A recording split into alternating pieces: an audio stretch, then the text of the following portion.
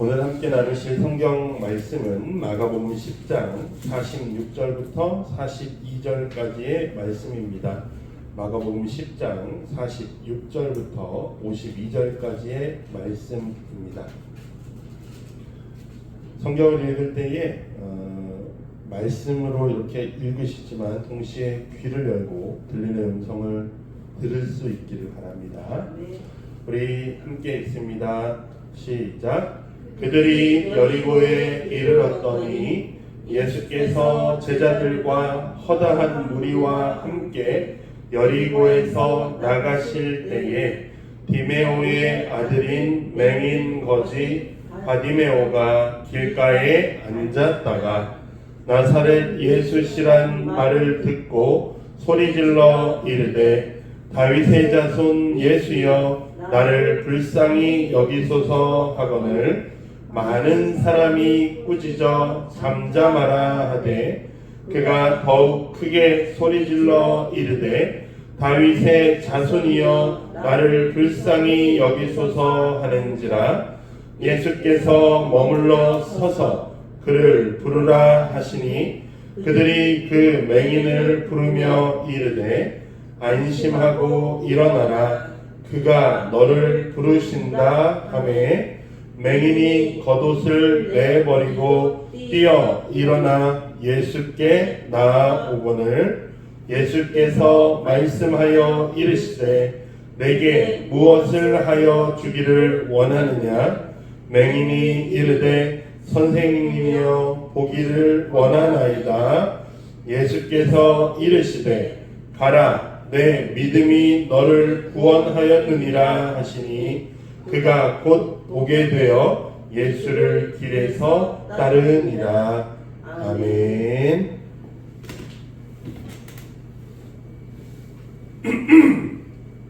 아멘. 할렐루야. 아멘. 아멘. 감사합니다. 오늘도 예배 자리에 나오신 여러분 모두를 주님의 이름으로 축복합니다. 지난 한 주간도 수고하셨습니다. 그리스도인으로 사시느라고 고생하셨어요. 충분히 주님께서 한 주간을 살아가게 하셨는데 더 큰 은혜가 이번 한 주간에도 있기를 주님의 이름으로 축복합니다. 오늘은 종교개혁 주일입니다. 하나님이 은혜 베푸신 우리 한국교회 안에서도 충분한 개혁이 일어나기를 주님의 이름으로 간절히 기도합니다. 또한 주님을 찾고 만나기 원하는 이들, 하나님이 아니면 안 되는 이들 가운데 주님께서 역사해 주시기를 간절히 축복합니다. 아멘.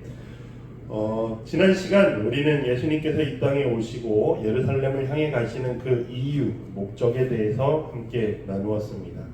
예수님이 제자들에게 자신의 죽음에 관해서 재차 말씀하시고 그 일을 위해서 내가 왔다라는 사실을 알리십니다. 그분의 죽음은 모든 사람을 위한 대속물로 죽으신다라는 내용이죠.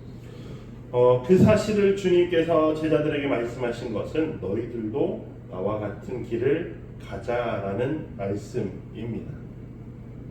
그리고 그 부탁은 제자들에게만이 아니라 오늘 이 시간 말씀을 듣는 우리 가운데에도 주님이 말씀하시는 바입니다.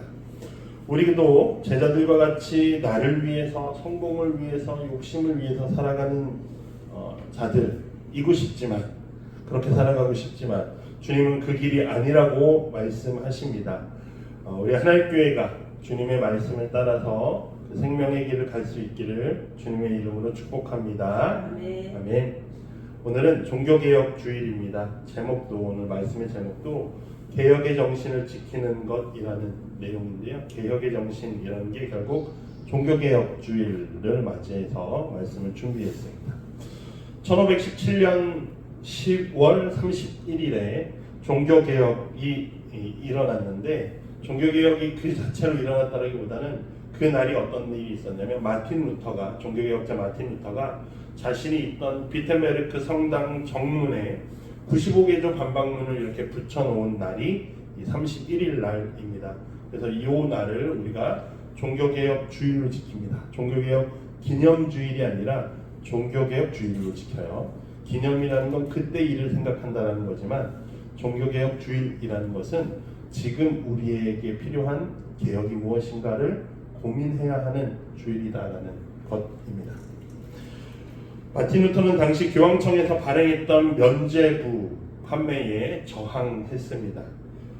그러면서 교황에 대해서, 면죄부 판매에 대해서, 또 이제 교회의 문제들에 대해서 반박문을 95개나 만들어서 붙인 거예요. 500여 년이 지난 이 일이 우리에게 어떤 의미가 있습니까? 우리에게 어떠한 일들이 필요합니까? 어쩌면 종교개혁이 필요하다라고 말하는 지금 시대의 한국교회 가운데 무엇을 우리가 새롭게 해야 할지, 오늘 본문을 통해서 바디메오의 기적의 이야기들을 우리가 묵상해보고 나에게 필요한 개혁은 무엇인가, 내가 돌아보아야 할 것은 무엇인가 고민하는 시간이 되기를 간절히 바랍니다. 예수님께서 여러분, 마가복음은 예수님이, 제가 이따 뒤에서도 설교에 나오는 내용이지만, 예수님이 길을 가시는 분이다라고 그림 그리고 있습니다. 그래서 예수님이 제자들을 가르치시는 것도 길 위에서 가르치시고, 제자들과 뭐 이야기하시고, 적대자들과 토론을 하시고, 사람들을 고치시고 하는 것들도 길 위에서 일어나요. 그리고 지난주에 제가 설교했다시피 예루살렘을 향한 그 길을 지금 예수님이 가고 계시거든요. 그 예루살렘을 향해 가는 그 길에 중요한 관문이 있는데 여리고라고 하는 성입니다. 여리고라고 하는 성은 갈릴리 지역에 살던 유대인들이 예루살렘에 오기 위해서 직선거리로 내려오면 편하거든요. 근데 중간에 사마리아라고 하는 도시가 있습니다. 그러니까 사람들이 그곳에 들르고 싶지 않아요. 그러니까 요단강 동편으로 건너가서 내려오고, 그리고 내려와서 이제 그 요단강을 다시 건너와서 예루살렘이 산지에 있거든요. 평지에서 산지로 올라가기 전에 사람들이 한 번쯤 쉬는데, 그 가장 대표적인 동네가 여리고라고 하는 성이에요. 그 여리고 성에 왔다라는 것은 이제 예루살렘을 향해 간다라는 의미이고, 예수님의 사역에 있어서 중요한 전환점이고 한 꼭지점이 되는 겁니다. 하나의 시작점이 돼요. 그래서 예수님께서 여리고에서 이제 드디어 예루살렘을 향해 가려고 하시는데요. 그곳에 여리고 성에 한 사람이 있었습니다. 바디메오라고 하는 사람이에요. 근데 이 사람의 이름은 밝혀져 있지 않아요. 성경에서 어떤 제자인지 밝혀져 있지 않습니다. 바디메오잖아요 라고 하는데, 오늘 성경에 나온 대로 디메오의 아들이라는 말이 바디메오예요. 바가 아들이라는 의미거든요. 바디메오니까 아들, 디메오의 아들이라는 뜻입니다. 이름은 없습니다.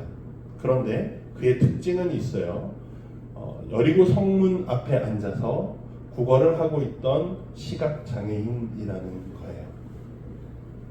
이 디메오라는 사람이 특별한 일을 아마 할 수 없었기 때문에 그가 살 수 있는 방법은 구걸을 하는 일이었을지 모르겠습니다. 그리고 그날도, 예수님을 만난 그날도 어김없이 그는 성문 앞에 앉아 있었어요. 아마도 나와서 예루살렘을 향해 가는 그 앞쪽 성문이었을 것 같아요. 그 성문 앞에 앉아서 사람들을 기다립니다. 자기에게 적선해 줄 사람을 기다려요. 근데 이제 이 바디메오에게도 한 이야기가 아마 들렸을 겁니다. 그 사람, 어떤 사람? 예수라고 하는 그 사람의 소문을 들었을 거예요. 이 사람이 아픈 사람들도 낫게 해주고, 어떤 사람은 눈이 떴다고 하고, 어떤 못 걷는 사람은 걸었다라고도 이야기하고, 또 귀신을 쫓아내줘서 귀신 들려서 이상했던 사람을 멀쩡하게 해줬다는 이야기도 있습니다. 또 바리새인들과 막 이렇게 토론을 해서도 이길 만큼 지혜로운 분이라는 말들도 있어요. 그래서 사람들은 그를 메시아라고 부릅니다. 디메오의 아들 바디메오는 그 소식을 들으면서 아마 소망을 품었을지 모르겠어요. 희망이 없는 자신의 삶에서 유일한 소망이었을지도 모르겠습니다. 왜요? 그분이 오셔서 나를 고쳐주시면 참 좋겠다라는 그 어떤 일말의 희망이죠. 사실 디메오가 예수님을 만날 수 있을지 없을지 그 가능성은 너무나도 희박할 겁니다. 그럼에도 디메오가 그 마음을 품고 살아갈 때 그러던 어느 날 유달리 요 성 앞이 시끄럽습니다. 그래서 무슨 일인가 하고 사람들이 뭐라 그러나 이렇게 좀 들어보니 무슨 일이 있나 하고 들어보니 내가 기다려왔던 예수가 우리 성문을 지나간다라는 사실입니다. 그리고 유독 시끄러워집니다. 웅성웅성 그러고 막 예수님을 부르는 듯한 소리가 들립니다. 아, 드디어 내가 기다려왔던 그분이 지나가나 보다. 그리고 아유 잘 가세요 이러고 있는 것이 아니라 바디메오가 벌떡 일어나서 부릅니다. 예수님 하고 불러요. 앉아서 불렀을까요? 막 예수님 하고 불러요. 어쨌거나 큰 소리로 예수님 하고 부릅니다. 다윗의 자손이요 라고 부릅니다. 다윗의 자손이라는 말 의미 자체가 메시아를 상징하고 있어요. 우리를 구원할 그분이시여 라고 말합니다. 근데 우리를 구원할 그분이 무엇이 되어달라고요? 나의 주님이 되어주세요 라고 외치는 거예요. 나를 긍휼히 여겨주세요 라고 외칩니다. 주님, 우리의 주님, 우리 모두를 구원하시는 것도 좋은데 나를 좀 봐주세요 라고 크게 외쳐요. 그랬더니 사람들이 이 사람이 오늘따라 왜 이래? 좀 조용히 하시오. 입을 틀어막는 거죠. 그때 바디메오는 더 크게 소리칩니다. 더 크게 소리쳐요. 사람들의 타박도 필요 없습니다. 더 크게 소리칩니다. 다시 한번 다윗의 자손 예수여 나를 불쌍히 여겨주세요. 나에게 은혜를 허락해 주세요 라고 크게 외칩니다. 중요한 사실은 그의 외침을 예수님이 들으셨다라는 거예요. 성경은 우리에게 증언합니다. 하나님은 우리의 목소리를 들으신다라는 거예요.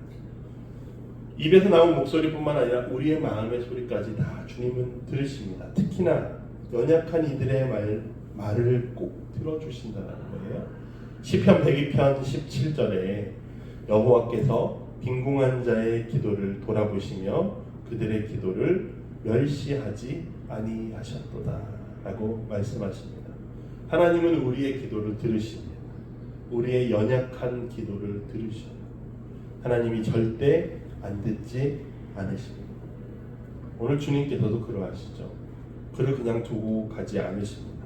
멈춰 서서라고 하고 있습니다. 앞서 말씀드렸던 대로 예수님께서 길을 가신다라는 그 이미지, 그림은 매우 중요한 그림이에요. 예수님께서 중요하게 그 길을 하나님의 길을 간다라는 그 이미지 가운데 예수님께서 가다가 멈춰 서셨다는 것은 매우 중요한 의미입니다. 특히나 예루살렘을 눈앞에 두시고 가시다가 서셨다는 거예요. 주님이 그를 불러오라 라고 하십니다. 여기서도 생각해 볼 것은 예수님이 눈이 안 보이는 그 사람에게 가시는 게 아니고 그를 데려오라 라고 또 이야기하셔요. 우리가 보통 보면 예수님이 가셔서 만나는 사람들도 있잖아요. 그리고 눈이 보이지 않는 사람이고 구걸하는 사람이면 충분히 예수님이 먼저 가실 만도 합니다. 근데 예수님이 가시지 않고 옆에 말씀하셔요. 누가 들었을까요? 그 말을 49절에는 아마 그들은 이라고 되어 있는데 아마 예수님 곁에 있던 제자들이었을 겁니다. 그를 데려오라, 그를 불러오라 라고 합니다. 그랬더니 제자들이 갑니다. 그에게 갑니다. 바디메오에게 가서 말하죠.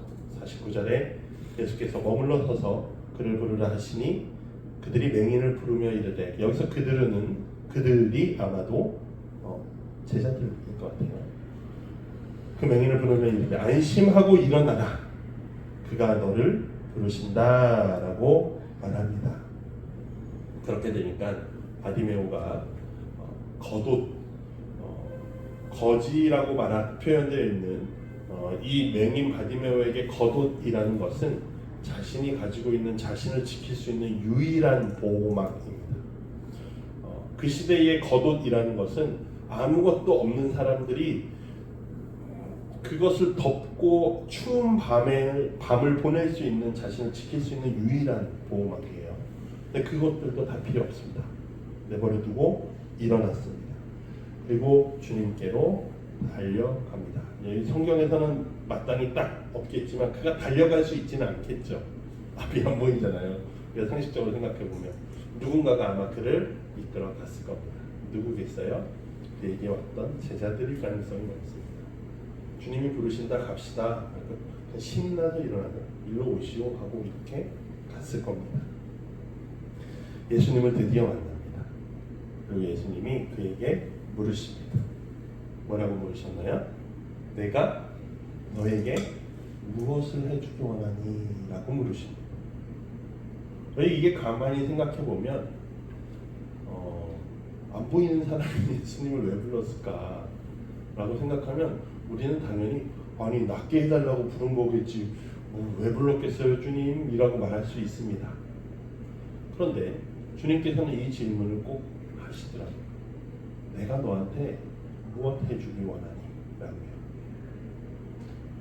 여러 가지를 생각해 볼 수 있지만 그런 건 차후에 좀 더 고민해보고 이 본문을 굳이 이 말을 예수님께서 하신 이 말을 동일하게 단어 원어상으로도 동일한 단어와 배열을 사용해서 한번 앞에서 사용됩니다.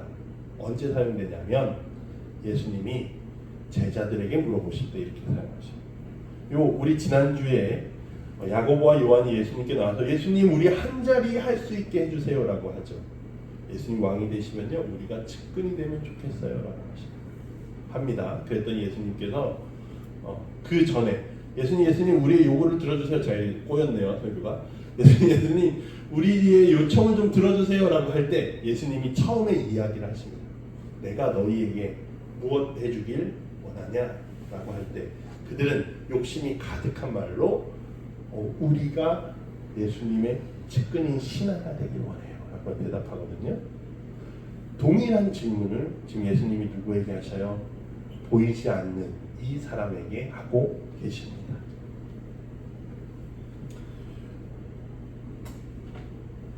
그러자 바디메오는 무엇을 이야기합니까?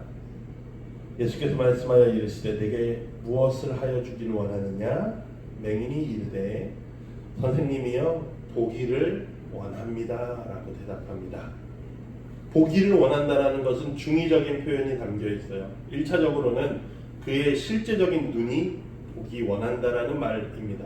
왜냐하면 그는 볼 수 없었고 볼 수 없음으로써 인간다운 삶을 살아갈 수 없었기 때문입니다. 그래서 그가 할 수 있는 것은 고작 구걸이었다라는 거예요. 그것도 그나마 그의 생계를 유지하기 위한 최소한의 일이었습니다. 그런데 단순히 주님 나 정말 안 보여서 그러는데요 저 눈 좀 보게 해주세요 라고 하는 거였으면 예수님의 그 다음 대답이 내 믿음이 너를 구원했다라는 말씀을 하시지 않았을 거예요. 단순히 믿음에 대한 이야기를 하고 계시다는 거예요. 그렇다면 그가 보기 원한다라는 말의 의미 안에 무엇이 있을까요? 그가 그토록 소망해왔고 그가 그토록 마음에 품어왔고 그가 그토록 하나님께 기도했을지 모르는 그 제목. 주님 내가 눈뜨기 원합니다. 근데 그냥 눈뜨는 것이 아니라 내가 눈뜨는 것을 통해서 하나님이 나를 통해서 이 땅 가운데 일하시는 것을 보기 원합니다라는 거예요. 누구의 뜻이 이루어지는 걸 보기 원한다고요? 하나님의 뜻이 이루어지는 걸 보기 원합니다라는 거예요. 다만 그 방법이 누구의 어떤 일로요? 내가 보는 것을 통해서 하나님의 일이 일어나는 것을 보기 원합니다라는 말이에요. 그것을 하나님께서 원하신 대답이었고 그것을 예수님이 원하신 대답이었습니다. 그러니 예수님께서 그에게 네 믿음이 너를 구원했다라고 말씀하시는 겁니다. 하나님이 일하시는 것, 그 일로 하나님이 영광 받으시는 것, 그것이 바디메오가 원했던 일이었을 겁니다. 그렇기 때문에 그는 눈을 떴어요. 그 다음 행적이 또 중요합니다. 아까 52절에 읽으셨겠지만 그가 보게 되었고 예수님이 만지신 것도 아니고 말씀만 하셨는데도 그가 보게 되었습니다. 보게 되었고 그 다음에 그는 어떻게 합니까? 길에서 예수님을 따랐다라고 말합니다. 이게 무슨 의미입니까? 뭐가 됐어요? 이 사람이 제자가 되었다라는 말이에요. 그가 보게 되어지고 아우 이제 됐다, 이제 나는 내 삶 살러 갈게요 라고, 그냥 적당히 저 살고 싶은 대로 살러 갈게요 라고 하면서 간 게 아니라, 아유 감사합니다 이러고 가버린 게 아니라, 그는 하나님의 일이 나를 통해 계속해서 이루어지기를 원합니다 라는 마음이었던 거죠. 그래서 나는 주님의 길을 따라갈게요 라고 하며 주님의 길을 따라갑니다. 역설적이게 돼요, 여러분. 내가 너에게 무엇 해주길 원하니? 라고 하는 질문이 이 바디메오, 시각장애인, 거지였던, 홈리스였던 이 사람에게 주님이 물어보셨던 말과, 제자들 3년 동안 예수님 곁에서 예수님의 가르침을 받고 예수님의 능력을 보고 체험하고 자신들도 주님이 주신 능력 가운데 기적을 경험했던 사람들이, 귀신을 쫓아냈던 그런 사람들이 동일하게 내가 너에게 무엇 해주기 원하니? 라고 말씀하실 때 전혀 다른 대답을 합니다. 이게 매우 역설적인 거죠. 제자들은 보는 사람들입니다. 그러나 보지 못해요. 하나님의 뜻을 보지 못합니다. 무엇이 그들의 눈을 가립니까? 그들의 안에 있는 욕심입니다. 이와는 반대로 아무것도 보지 못했던 바디메오, 예수님을 만나본 적도 없었고 예수님의 능력을 경험해 본 적도 없었던 바디메오, 그는 믿음으로 보았습니다. 하나님의 뜻이 나를 통해 이루어지길 말이죠. 그렇게 그는 구원을 경험합니다. 사랑하는 성도 여러분, 그렇다고 해서 바디메오는 선한 사람이고 제자들은 멍청하고 나쁜 사람이에요 이렇게 이야기할 수도 없어요. 이건 매우 극단적으로 보는 거죠. 왜냐하면 그 이후에 예수님이 예루살렘에 가셔서 십자가에 못 박혀 죽으실 때 예수님이 잡히시던 밤 제자들은 다 어디로 갔습니까? 도망갔습니다. 뿔뿔이. 근데 바디메오는 남아 있었다 이런 이야기는 없어요. 결국 바디메오도 제자들과 크게 다르지는 않았을 수도 있겠다는 거예요.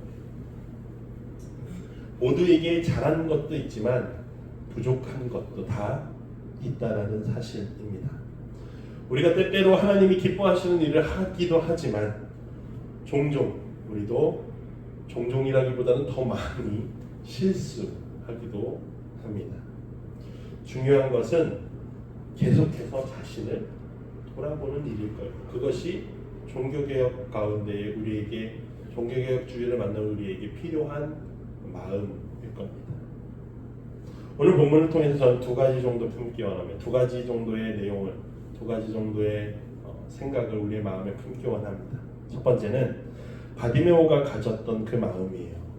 우리의 마음 안에 포기하지 않는 마음을 두자라는 거예요.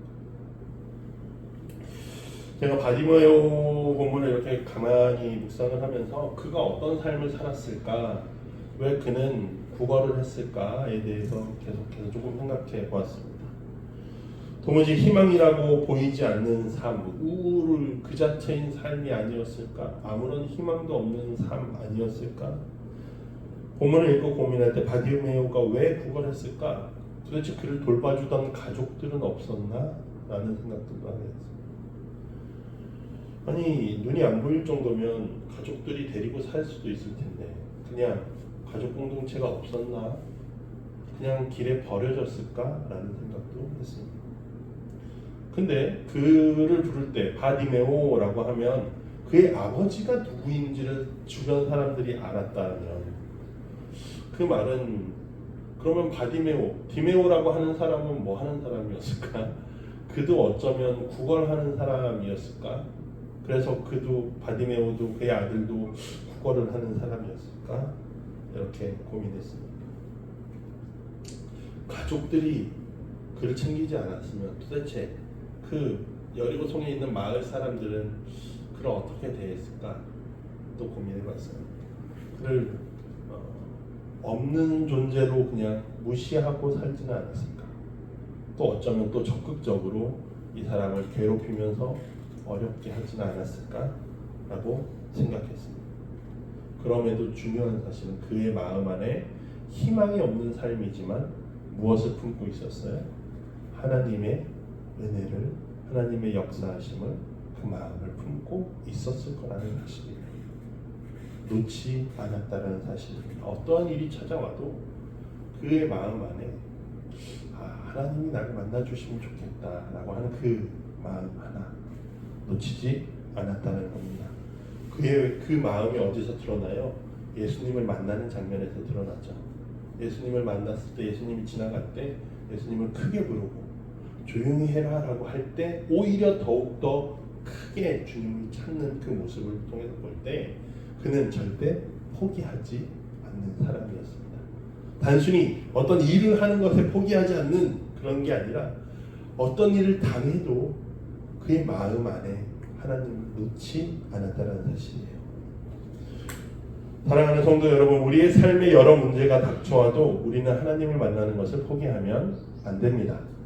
제가 지난 주중에 이제 선교부 집회가 있어서 이제 가서 말씀을 듣는데 강사님이 이제 자신의 이제 경험들을 간증하시는데 젊을 때예요. 자녀들이 뭐 초등학생, 뭐 유치원생 이럴 때셨는데 그때 이제 사모님이 교통사고를 당해서 척추골절, 목뼈골절이 오셨어요. 근데 이제 보통은 2번이 골절됐다고 하더라고요. 2번이 골절되는 거는 보통 사망사고일 때 골절되는 골절인데 사모님이 다행히도 사셨어요. 근데 뭐 이제 구구절절한 이야기는 강사님이 하신 나중에 언젠가 들어보시면 좋을 것 같고 어쨌거나 1년 이 사모님이 회복되는 기간이 한 1년 정도 걸렸습니다. 그 기간 동안에 목사님이 이 초등학생, 유치원생 자녀들도 돌보시고 사모님이 수술을 안 하시겠다고 하셨대요. 수술을 안 하시겠다고 하셔서 그냥 이렇게 뭐라 그랬죠? 이런 기부스, 못 움직이게 기부스를 한 1년 하고 계신 거예요. 근데 이제 병수발을 해야 되잖아요. 몸도 닦아드려야 되고 욕창이 생기지 않게 막 이렇게 돌봐야 되는데 그걸 목사님이 다 하셨어요. 그리고 그렇게 1년 정도를 그렇게 하시는데 그 과정 가운데에서 이제 이 목사님이 목회를 포기하겠다는 마음은 없으셨고 저기 어디 사모님이 계속 이렇게 병을 이 장애를 안고 살아갈 것 같으니 어디 섬이나 들어가서 그냥 사모를 돌보면서 목회하며 살아야겠다라고 생각했는데 거기는 이제 고등학교가 없으니까 고등학교는 섬의 고등학교들은 대부분 없잖아요. 그러니까 외지로 나와야 됩니다. 뭐 이러니까 사모님을 모시고 있어야 되는데 애들을 데리고 나올 수가 없으니까 사실 그래서 이제 그것도 포기하고 어쩔 수 없이 그 목사님이 할 수 있는 건 기도하는 것밖에 할 수 없다. 하나님 앞에 울 수밖에 없더라라고 하시더라고요. 근데 이 목사님이 그러면서도 서운한 건 성도들이 이 아이들 반찬 한 번을 해다 주지를 않더래요. 이 목사님이 1년 전에 교회를 크게 지으셨어요. 이 목사님이 이 교회에 오셔서 몇 년 동안 이제 교회를 잘 정돈하시고 교회를 건축한 지 1년 이후에 사모님이 사고가 난 거거든요. 근데 건축할 때만 해도 막 성도님들이 호호하하 좋아하시더니 사고가 생기니까 이렇게 반찬도 한 번도 해다 주지 않더래요. 뭐 물론 나중에 집회 가셨을 때는 죄송합니다 막 이러셨다고 하는데 목사님 너무 원망스러운 마음이었겠죠. 근데 이제 목사님이 나중에 이야기하시기를 하나님이 나를 이렇게 단련하셨나 보다라고 이제 해석하셨어요. 그 목사님께서 어쨌거나 사모님이 1년 후에 다시 깨끗하게 나은 건 아니에요. 다시 걸으실 수 있게 되었어요. 목뼈가 골절되었는데도 불구하고 정상적인 삶을 살아갈 수 있게 되었어요. 물론 몸에 불편함은 좀 있지만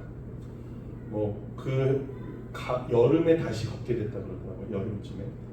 근데 가을 운동회 때 애기들 운동회 때 막 달리기도 하시고 막 이랬다는 정도로 그러니까 이게 기적이라는 말 아니고서는 하나님이 하셨다는 말 말고는 표현이 되지 않는 일인데 이 목사님이 끝까지 포기하지 않으셨다라는 이야기를 하면서 포기하지 말라, 끝까지 하나님을 붙잡으라 이런 말씀을 하시더라고요.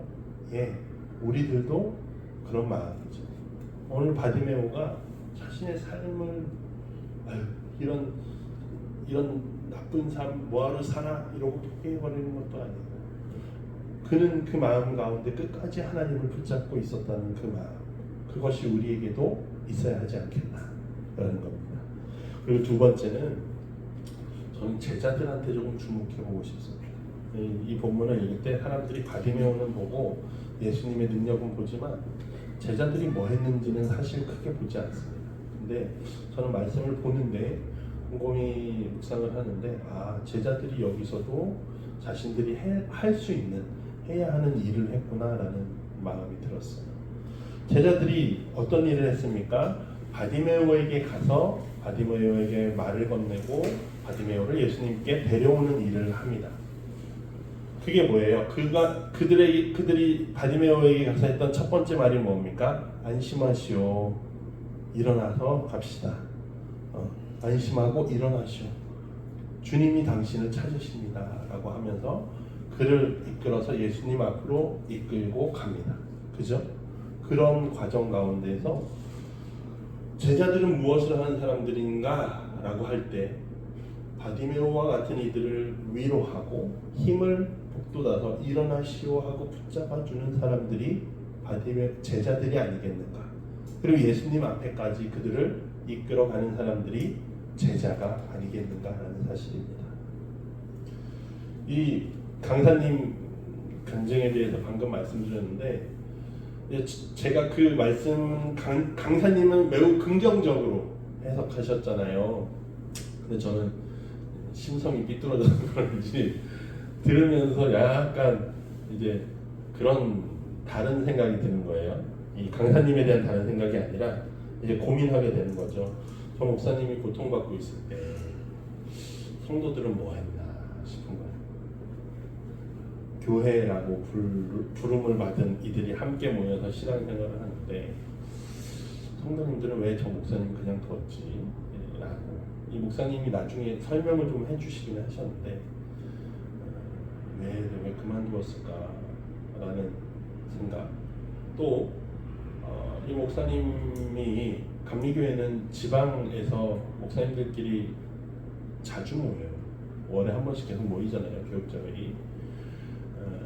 그러면은 그 지방 목사님들은 저 목사님에 대해서 왜 관심 갖지 않고 죽었을까라는 물론 목사님 말씀대로 하나님만 바라보게 하려고 하셨다 이렇게 해석할 수도 있겠지만 단련하시는 과정일 수도 있겠지만 그렇다고 해도 저는 그 질문이 떠나지 않는 거예요.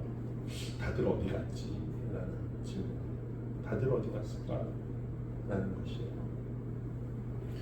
사랑하는 하나님교회 성도 여러분, 오늘 본문에 나오는 제자들 바로 앞에서 제자들은 바보 같은 대답을 했어.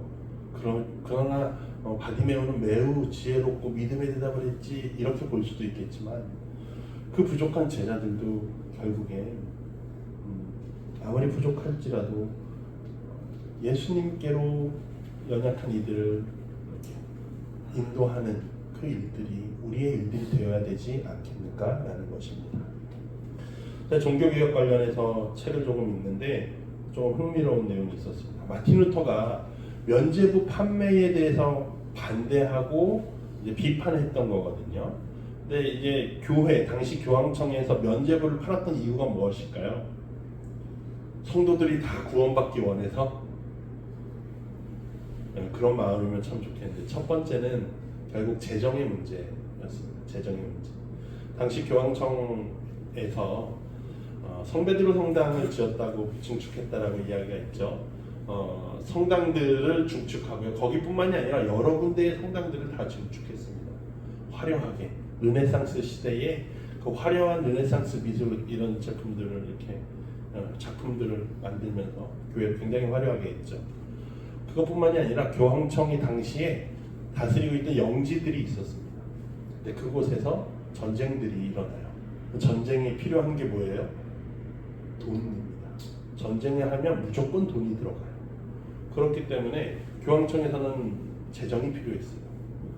그러한 방식으로 필요했던 것 중에 하나가, 그래서 시행했던 것 중에 가장 강력한 게 면죄부를 판매했던 겁니다.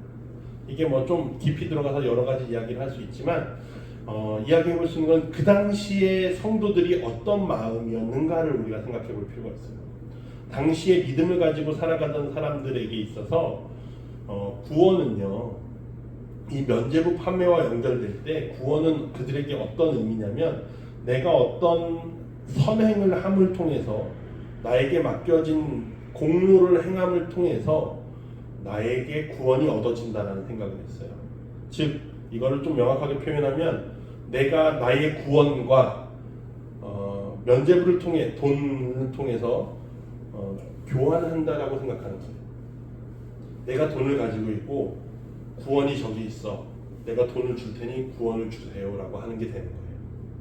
근데 이제 그런 마음의 신앙이었고, 그러면 그 사람들에게, 그 당시 성도들에게 중요한 건 뭐였습니까? 그러면 그 성도들에게 뭐가 중요해요?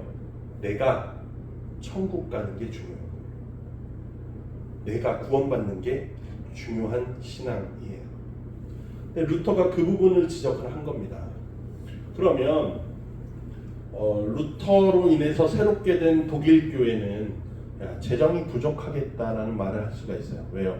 면죄부를 팔아서 돈을 이렇게 만들어야지 다음 사업을 이어갈 수 있는데, 그래? 그러면 사람들은 헌금도 안 하고, 그거 비판하면 헌금도 안 하고 자선도 안 하는 거 아니야? 라고 이야기할 수 있죠. 근데 실제는 독일 교회는 재정이 그 전보다 더 늘어났다라고 이야기합니다. 근데 어떻게 가능했느냐라고 하면, 루터가 이전에 헌금과 관련된 내용에 대해서 완전히 다르게 가르칩니다.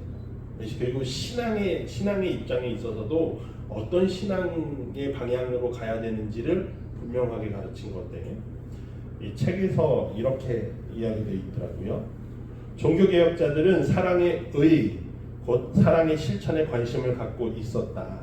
초기 개신교인들에게 헌금과 자선과 기부는 죽음 이후의 삶을 준비하기 위한, 그러니까 요 마음들은 그 이전에 이제 사람들이 가지고 있던 마음입니다. 죽음 이후의 삶을 준비하기 위한, 또는 영혼의 안식처를 준비하기 위한 투자나 저축이 아니었다. 저 세상이 아니라 이 세상, 나를 위한 것이 아니라 약한 이웃을 위한 것이었다라고 되어 있습니다. 루터는 그렇게 가르쳤다라는 거예요. 당신들이 지금 살아가는 것은 저 날이 아니라 지금을 살아가기 위해서 믿음을 갖고 살아가는 거예요. 당신들이 헌금을 하는 것은 그때 내가 구원받는 천국에 가기 위해서 헌금을 하는 것이 아니라, 지금 이 자리에 있는 어려운 이들을 돌보고 그것을 통해서 당신이 합당한 믿음의 실천, 사랑의 의의를 갖고 살아가는 것에 목적이 있다라고 이야기한 겁니다. 그러니까 개신교회, 그러니까 구교, 신교 이렇게 이야기하는데, 종교개혁 이후의 교회가, 개신교회가 처음 출발할 때 가르쳤던 헌금에 대한 명목은 이러했다라는 거예요. 연약한 이들을 돌보기 위함이다. 중세의 신앙은요, 나를 위한 신앙이었습니다. 내가 구원받는 것이 중요한 신앙이었어요. 내가 어떻게 해야 천국에 갈 수 있지? 내가 어떻게 행동해야지 구원을 받을 수 있지에 집중하는 신앙이었습니다. 그러나 종교개혁 이후에 성도들에게 이 마틴 루터가 요청했던 것은, 우리의 신앙은 그런 신앙이 아니라는 거예요. 약한 이웃들을 향해 있는 제자로서의 삶이고, 나의 욕심으로부터 자유하기 위한 삶으로 전환하는 일이 종교개혁이었다라는 사실입니다. 성도는 더 이상 천국이라고 말하는 우상에 묶여있지 않아야 한다는 거예요. 천국을 우상이라고요? 하는 말씀하실 수 있는데, 그 당시 사람들이 천국을 마치 하나의 우상처럼 받들고 있었다는 거예요. 내가 가는 천국. 하나님이 먼저 허락하신 은혜 속에서 늘 하나님 앞에 서 있는, 코람데오라고 이야기하죠. 하나님 앞에 서 있는 사람으로서 부끄럽지 않은 삶을 사는 것이 성도의 삶이다라는 것을 가르쳤다는 거예요. 우리는 종교개혁에 있어서 이 부분을 명확히 보아야 합니다. 사랑하는 성도 여러분, 모든 시대의 모든 교회는 개혁할 필요가 있습니다. 이 말은 루터가 행했던 당시의 개신교회, 종교개혁을 행했던 개신교회도 완전했다라는 말이 아니에요. 그 당시에 그 교회도 그 이후에도 교회 안에 문제들은 계속 생겼다라는 거예요. 그래서 뭐가 필요하다고요? 개혁이 그때그때마다 필요하다라는 겁니다.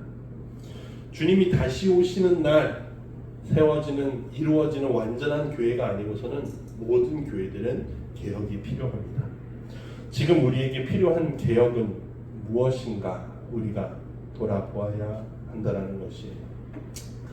지난주 한 주간을 이렇게 살아오면서 탄식하게 되는 것들도 있고 절망하게 되는 것들도 있었는데 오늘 무슨 집회한대요.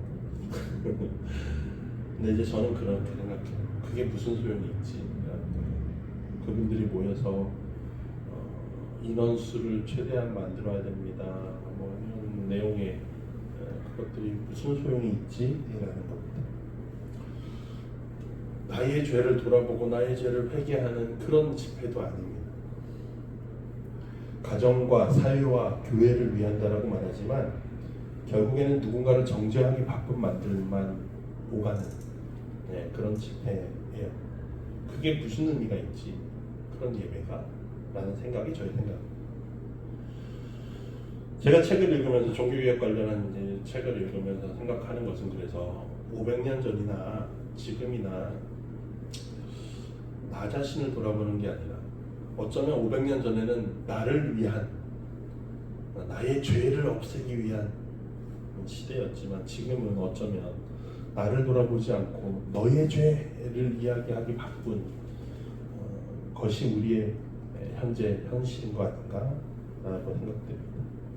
한 목사님이 페이스북에 이 집회에 대한 생각을 이제 다 하시면서 예화로 들은 이야기가 있어요. 이 이야기 아세요, 여러분? 피리 부는 사나이라고 알려진 하멜렌의 피리 부는 사나이라고 알려져 있는데요. 중세를 배경으로 하고 있죠. 이야기는. 그리고 중세는 흑사병이 너무나도 무서운 시대였습니다. 왜냐하면 인구의 3분의 1이 죽어 나가는 민재들이었으니까. 근데 당시 한 마을, 하멜린이라고 하는 이 마을에 쥐떼가 막 몰려드니까 사람들이 무서워서 이걸 어떻게 해결해야 되나 보상으로 금화 1000냥을 걸어요. 근데 이 사나이가 나타나서 피리를 불어서 이 쥐들을 마을 밖으로 다 데려나가서 해결해 주죠. 그러고 나서 이 사나이가 돌아와서 이제 보상을 주세요 그랬더니 마을 사람들이 어떻게 합니까? 보상이 안 주고 싶은 거죠. 고작 피리 좀 불어서 쥐를 없앤 것 같은 거예요. 그러니까 사람들이 다 무시합니다. 1000냥 무슨 보상 모르는 척해요. 그래서 이 사람이 뭘 합니까? 피리를 부니까 아이들이 다 따라 나옵니다. 그래서 아이들이 없어져요, 마을에서. 근데 흥미로운 사실은 그거예요. 이 목사님이 그 글에 그렇게 썼는데 아이들이 사라진 때가 언제냐? 어른들이 주일 아침 예배하러 간 그때 아이들이 다 없어졌더라고요. 매우 흥미로운 이야기죠. 그러면서 우리는 무엇을 잃게 될까에 대한 이야기를 하시더라고요. 저는 한국 교회가 개혁해야 할 게 많다고 생각합니다. 근데요, 그 개혁에 대한 문제에 있어서 누군가를 정죄하기 지금 너무 바빠요. 그런데 누군가를 정죄하기 이전에 누구 때문에 교회가 망한다 이렇게 이야기하십니다. 근데 교회를 망하게 하는 건 외부자들 때문이 아니라 내부자들 때문에 망해요. 교회는 내부자들 때문에 망합니다. 외부자들이 교회를 흔드는 일, 글쎄요, 저는 찾아보기 어려웠던 것 같아요. 오히려 교회는 내부자들 때문에 망합니다. 교회가 망해가는 건 나 때문이에요. 여기서 나는 교역자들을 얘기해요. 교회가 망하는 95%의 문제는 목사들 때문입니다. 그런데 너무나도 죄송하고 부끄러운 건 목사들이 앞장서 그런 얘기를 하고 있습니다.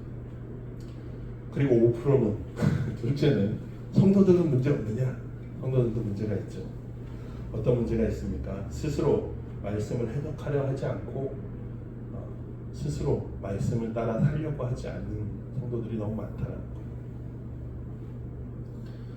사랑하는 성도 여러분, 종교개혁 정신을 지킨다는 것은 성경의 말씀대로 살아간다는 의미가 정말 큽니다.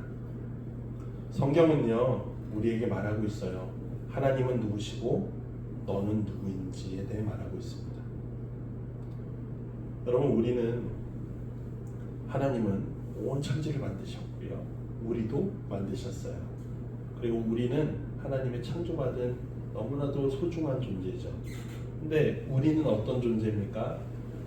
하나님이 기뻐하시는 존재로 계속해서 살아가지 않고 타락하고 죄인이 되었습니다. 그런데 하나님은 이 죄인에게 은혜를 주셔요. 은혜를 베푸셨어요. 그래서 우리는 예수 그리스도를 통해서 우리의 문제가 해결될 수 있어요. 그러면 그 해결받은 이들은 어떻게 살 거냐? 어떻게 살아가야 하냐? 그것들이 말씀에 나와 있죠. 오늘 본문을 통해서 우리가 나누기 원하는 것은 말씀처럼, 오늘 본문의 말씀처럼 우리 모두가 서로를 위한 존재가 되어 주어야 한다는 사실입니다. 그럴 때 우리는 포기하지 않고 살아갈 힘을 얻게 될 것입니다. 사랑하는 성도 여러분, 힘이 되어주는 자가 되시길 바랍니다. 우리에게 주어진 사명을 기억하십시오. 주님이 걸어가신 길을 기억하십시오. 주님이 우리를 위해 죽으셨고 그 일을 위해서 걸어가셨습니다. 우리도 그 길을 따라가야 하는데 내 욕심을 위해 그 길을 따라가는 것이 아니라 저기 있는 저 연약한 이를 위해서 우리에게 주어진 길을 간다는 사실이에요. 그것이 우리를 살리는 일입니다. 나를 살리는 일이에요. 내가 포기하지 않게 되는 일이고 또한 저 사람도 포기하지 않게 되는 일입니다. 그런 이들이 모인 공동체가 교회입니다. 우리는 나를 위한 신앙에 저항해야 합니다. 내가 구원받는 거에 집착하는 거 저항해야 합니다. 그런 욕심이 안 생길 수 없어요. 그냥 나나 잘하면 되지라는 말들, 그냥 나만 구원받으면 되지라는 마음, 우리 안에 드는 게 자연스럽습니다. 그런데 그 마음을 저항해야 한다. 그것이 종교개혁 시대에 일어난 겁니다. 내가 구원받으면 되지, 돈으로 면죄부를 사서라도 내가 구원받으면 되지라고, 나만 구원받고 잘 살면 되지라고 했던 신앙이에요. 그리고 우리는 소통해야 합니다. 우리 곁에 어려워하는 이들, 힘든 이들, 연약한 이들과 우리는 소통해야 해요. 제자들이 가서 안심하시오, 일어나시오, 주님이 부르십니다 하고 그들을 주님 앞에 데려간 것처럼 우리도 그 길을 가는 것이 종교개혁의 정신이 500년 전에 머물러 있는 것이 아니라 지금도 이어지는 길일 것입니다. 사랑하는 성도 여러분, 말로만이 아니라 주님의 길을 가는 성도님들이 되시기를 바랍니다. 그때, 그렇게 갈 때 주님께서 우리를 새롭게 하실 것이고 우리로 힘을 얻게 하실 겁니다. 그 길을 걸어갈 수 있는, 늘 개혁의 길을 갈 수 있는 우리 하나님교회 성도님들 되시기를 주님의 이름으로 축복합니다. 기도하겠습니다. 우리 오늘 우리에게 주어진 말씀 기억하면서 나에게 주신 그 말씀을 붙잡고 함께 기도하겠습니다. 주님 감사합니다. 우리가 말씀을 묵상하며 바디메오와 같이 주님을 끝까지 품는 자들이 되기 원합니다. 그의 삶이 얼마나 괴로웠고 얼마나 힘들었고 얼마나 우울했겠고 희망이라고는 단 하나도 없을 삶이었지만 하나님을 포기하지 않았고 주님 찾기를, 주님을 부르기를 멈추지 않았던 그처럼 우리도 우리 마음 안에 주님을 모셔두고 주님을 향한 소망을 포기하지 않는 자들 되게 하시옵소서. 또한 동시에 우리가 서로에게 소망이 되어 주어서 서로에게 희망이 되어 주고 서로를 위로하고 돌봄으로써 포기하지 않는 자들 되게 하시옵소서. 제자들이 바디메오를 일으킨 것처럼 그에게 안심하라 말한 것처럼 주님께로 인도했던 것처럼 우리가 먼저 그렇게 살게 하시고 또 우리를 그렇게 돌볼 이들도 만나게 하시고 그렇게 우리가 만나 하나님이 기뻐하시는 교회가 되게 하여 주시옵소서. 하나님의 뜻이 이루어지기 원합니다. 하나님의 뜻대로 우리가 새로워지기 원합니다. 하나님 우리와 함께하여 주시옵소서. 감사드리며 예수님의 이름으로 기도드립니다. 아멘.